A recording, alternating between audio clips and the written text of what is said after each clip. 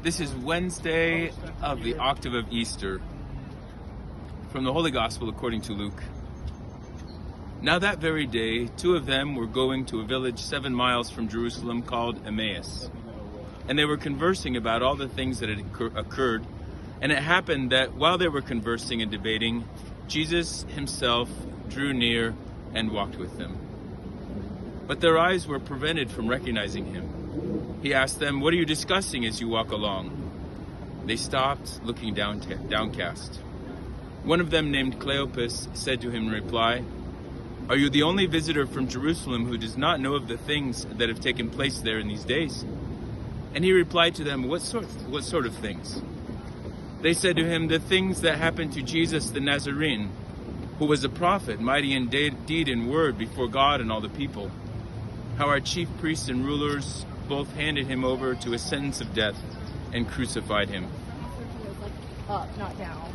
But we were hoping that he would be the one to redeem Israel. And besides all this, it is now the 3rd day since this took place."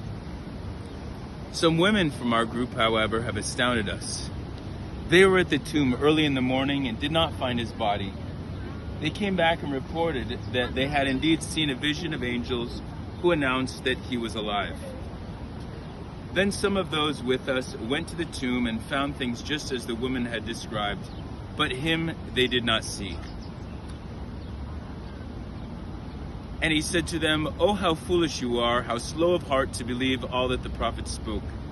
Was it not necessary that the Messiah should suffer these things and enter into his glory?" Then, beginning with Moses and all the prophets, he interpreted to them what referred to him in all the scriptures. As they approached the village to which they were going, he gave the impression that he was going on farther, but they urged him, saying, "Stay with us, for it is nearly evening and the day is almost over." So he went in to stay with them, and it happened that while he was with them at table, he took bread, said the blessing, broke it, and gave it to them. With that, their eyes were opened and they recognized him, and he vanished from their sight. Then they said to each other, "Were not our hearts burning within us while he spoke to us on the way and opened the scriptures to us?" So they set out at once and returned to Jerusalem, where they found gathered together the 11 and those with them who were saying, "The Lord has truly been raised and has appeared to Simon." Then the two recounted what had taken place on the way and how he was made known to them in the breaking of the bread. The Gospel of the Lord. What a gift it is to live this Easter season together and to walk along the way and to let our doubts come out, to let our hearts burn. This crucial question the disciples are asking: why did the Messiah have to suffer? Did he really need to suffer? Why did he have to go through all that?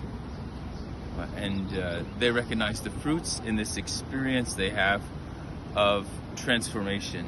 This was perhaps the first Eucharist, even though the Eucharist was instituted at the Last Supper. Afterwards, the disciples fled in fear. And here we see the Paschal mystery taking effect in their hearts. From being downcast, from having all of their doubts covering them with sadness, here they find themselves transformed. When they recognize him, they no longer look for him, even though he vanished. They didn't look outside. They didn't go the direction that he had been going.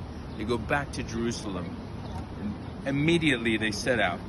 There's something that happens in their hearts where all of a sudden are they filled with the Lord. Somehow they're transformed. And sometimes all that they want to do is share the good news and proclaim.